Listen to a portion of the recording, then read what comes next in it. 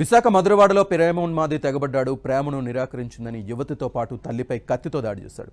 ఈ ఘటనలో తల్లి లక్ష్మి మృతి చెందారు. యువతికి తీవ్ర గాయాలయ్యాయి. ప్రేమ పేరుతో యువతిని కొంతకాలంగా వేధిస్తున్నాడు.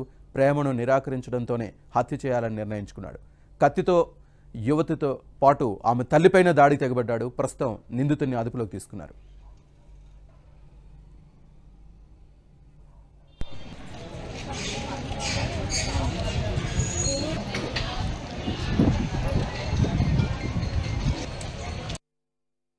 మన్యం జిల్లా అతను 6 years నుండి నక్క దీపిక అని 20 సంవత్సరాల్లో అమ్మాయిది ప్రేమిస్తున్నారండి.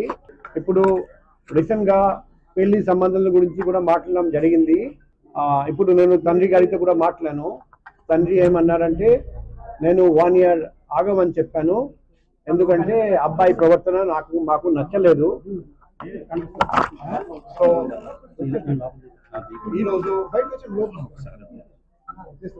ఈరోజు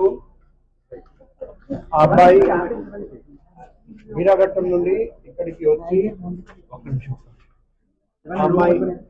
అమ్మాయి ఆ ముద్దాయి నవీన్ ని వెంటాడి శ్రీకాకుళం జిల్లా బుర్జి మండలం అక్కడ పట్టుకోవడం జరిగింది.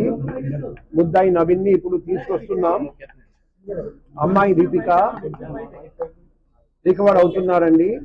ఫస్ట్ దగ్గర ఉన్న గాయత్రి హాస్పిటల్ కి తీసుకెళ్దాము. ఇప్పుడు అమ్మాయి స్టేబుల్ గా ఉన్నారండి. అమ్మాయిని మెడికవర్ హాస్పిటల్ ఎంబీపీకి తీసుకెళ్తున్నాం. సో అమ్మాయి త్వరలో పూర్తిగా రికవర్ చేస్తారని ఆశిస్తున్నాం. ముద్దాయిని వెంటనే పోలీసు వాళ్ళు పట్టుకున్నారని ఆ పోలీసు వాళ్ళందరికీ నేను అభినందన